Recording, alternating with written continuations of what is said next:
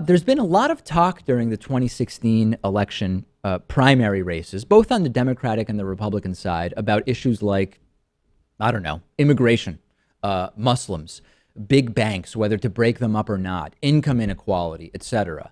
There hasn't been that much discussion of the national debt. Normally, we hear way more about it, particularly from so-called fiscal conservatives. And I want to propose to you that it's actually a good thing that we aren't hearing that much about the national debt. Donald Trump, especially over the last week, made some sort of odd comments about the national debt, but we often hear way more about the debt. And putting aside the confusion among voters on debt versus deficit, I won't redo that entire rant. You can look it up on our YouTube channel if you're curious. Putting aside that confusion, we hear from politicians about the debt pretty often. The debt is too big. What does that mean without any context? The debt is growing too fast. We owe China so much money. The deficit blew up. I'll balance the budget. I'll shrink the debt. We have to improve the economy by paying down some of the debt. Trump has said he would renegotiate the debt. He talks about it sort of offhandedly, but this hasn't been discussed that much. And I think that this is a good thing. I read an article on Yahoo, on finance.yahoo.com yesterday. And the writer, I forget who it was, said, well, there should be more talk about the debt. We're not hearing enough about the debt. It's probably a good thing that the debt is not playing a big part of this race. First of all, the deficit has been shrinking under President Obama. That's number one.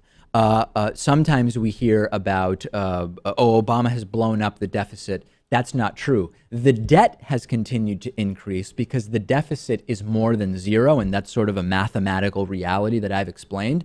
But as a percentage of the GDP, the deficit is quite low. And many right-wingers will often say during campaigns, I will improve the economy by paying off the debt.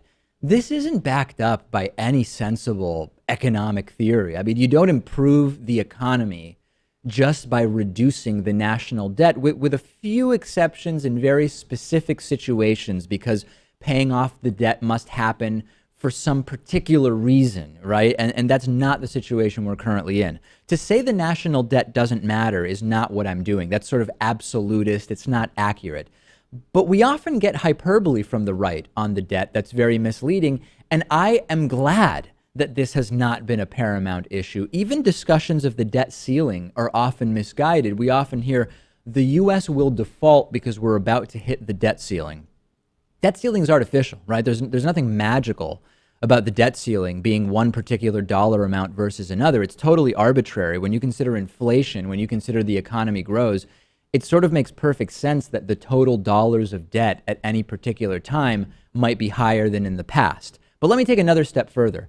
We have record low interest rates right now. The cost to carry debt is very, very low. Let's use a personal analogy. If you have a mortgage at 9%, which would be very high right now, but it was a real thing decades ago. If you have a 9% home mortgage and you come across an extra $1,000, it might make sense to put that $1,000 towards your mortgage to reduce the amount of 9% interest you will pay on that mortgage. Now, you could make a case about, well, you get an interest deduction and blah, blah, blah, but all else being equal, if you can save yourself 9% interest on your mortgage, that might make sense. If you have a mortgage at 4% or even lower, I think my mortgage is 3.625%, and you come across an extra $1,000, except for very specific situations, you're actually better off paying the interest on the mortgage, which is very low, and putting that extra $1,000 into something that will earn more, maybe a retirement account mutual fund, which historically earns about 8%. We have to apply that same logic to the national debt.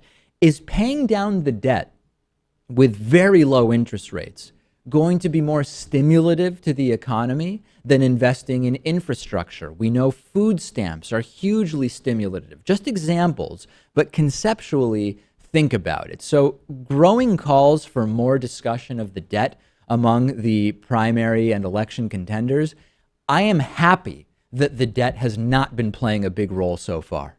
Warby Parker is offering a free 5-day home try-on to give you the opportunity to check out their glasses. I personally wear Warby Parker glasses when I'm not wearing my contact lenses, and I also started with one of these free at-home try-ons of 5 pairs of glasses.